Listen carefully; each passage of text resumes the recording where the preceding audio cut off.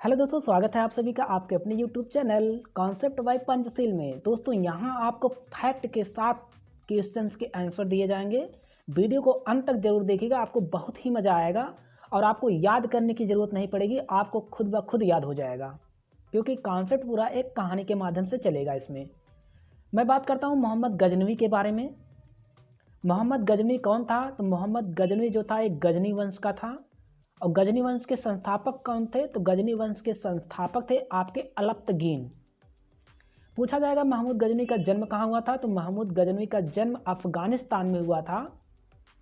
और अफगानिस्तान में कहाँ हुआ था? तो गजनी में हुआ था। अफगानिस्तान में एक इलाका है जो कि गजनी के नाम से जाना जाता है, तो महमूद गजनवी का जन्म वहीं पे हुआ था।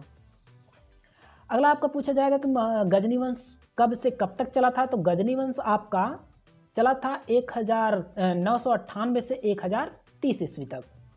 गजनी वंश 998 से 1030 ईस्वी तक गजनी वंश चला था।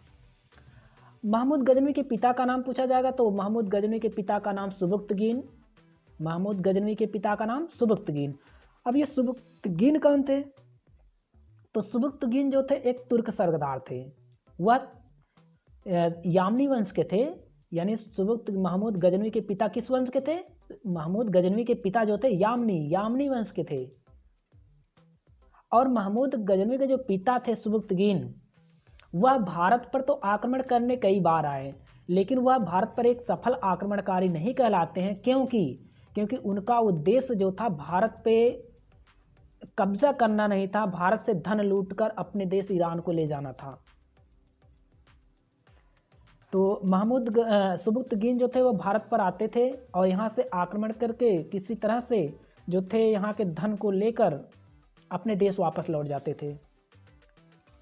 इससे क्या हुआ? महमूद गजनवी जो है बहुत प्रेरित हुआ। उन्होंने सोचा कि मैं भारत पे आक्रमण करने जाऊंगा, वहाँ पे अपना कब्जा भी करूंगा, यानी वहाँ पे अपना साम्राज्य भी विस्तार करूंगा। यानी वह उसके दिमाग में ये था कि मैं शासन करने के लिए सिंध पर आक्रमण करूंगा, उसके साथ ही धन को भी लूटूंगा।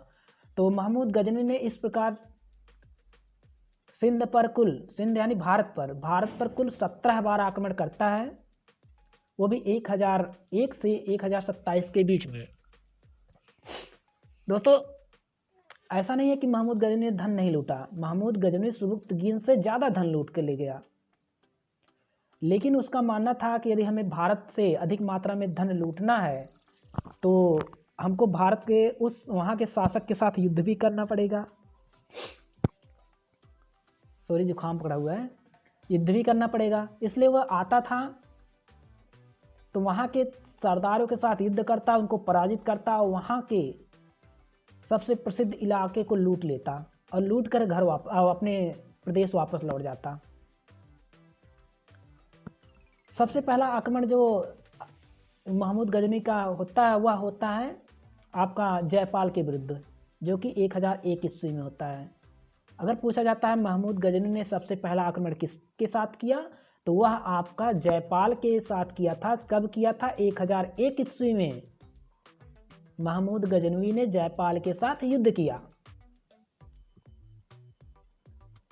और सबसे प्रसिद्ध आक्रमण अगर पूछा जाएगा तो सबसे प्रसिद्ध आक्रमण जो था महमूद गजनवी का वह सोमनाथ मंदिर पर था, जो कि 1025 ईस्वी में हुआ था।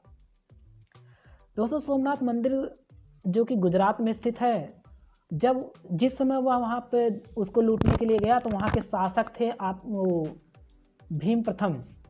वह भीम प्रथम के साथ युद्ध करता है और भीम प्रथम को हरा देता है, जिसके बाद वह सोमनाथ मंदिर को पूरी तरह से लूट लेता है, जो कि बहुत बड़े खजाने के रूप में वह वहाँ से अपने धन दौलत को लेकर जाता है। ऐसा माना जाता है कि उसमें के सोमनाथ मंदिर में जो मूर्ति थी उसको भी वो तोड़ देता है। और जो वहाँ के शासक थे भीम प्रथम, वह किस वंश के थे? तो भीम प्रथम आपके चालुक्य वंश के थे। तो ये जो आपके महमूद गजनवी को उपाधि भी दी गई थी, जिसका नाम था यामीन उद दौला। अगर पूछा जाएगा यामीन उद दौला की उपाधि किसे दी गई थी, तो वह था महमूद गजनवी। अब महमूद गजनवी के दरबार में कई कवि भी रहते थे, जिसका नाम उसमें से कुछ प्रसिद्ध हैं, फिरदौसी, उत्बी, अलबर्नी और फारूकी। फिरदौसी की कहानी इसमें कुछ इस तरह है कि और फिरदौसी कहाँ का रहने वाला था, तो फिरदौसी आपका तुस का रहने वाला। तुस कहाँ पे है? ईरान। तो फिरदौसी आपका ईरान का रहने वाला था। वह एक फारसी कवि था। महमूद गजनवी उससे कहता है कि आप ईरान के बारे में कुछ लिखिए, जिसके उपलक्ष्य में मैं आपको 1 लाख दिनार दूंगा। ऐसा महमूद गजनवी के द्वारा कहा जाता है।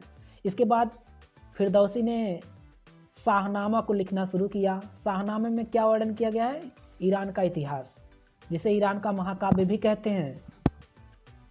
तो उसने शाहनामा को लिखा। लिखने के बाद जब वह महमूद गजनवी के पास ले गया काफ़ी समय के बाद, क्योंकि उसको लिखने में काफ़ी टाइम लगा था, तो महमूद गजनवी उसको पढ़ा तो उसको वो पसंद आ गया शाहनामा।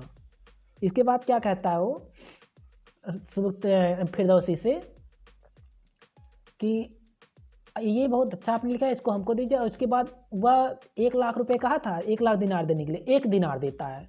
इससे फिरदौसी बहुत दुखी हो जाते हैं और कहते हैं कि इसको लिखने में हमें काफ़ी टाइम का समय लगा था और आपने अपनी बात से मुकर रहे हैं, जिससे वह दुखी होकर घर वापस लौट जाते हैं। तो इसके बाद महमूद गजनवी के सैनिकों द्वारा ऐसा कहा जाता कि आपने बहुत गलत किया, आपने जैसा कहा था ऐसा उनके साथ नहीं किया, ये आपके द्वारा किया गया एक अच्छा बर्ताव नहीं है।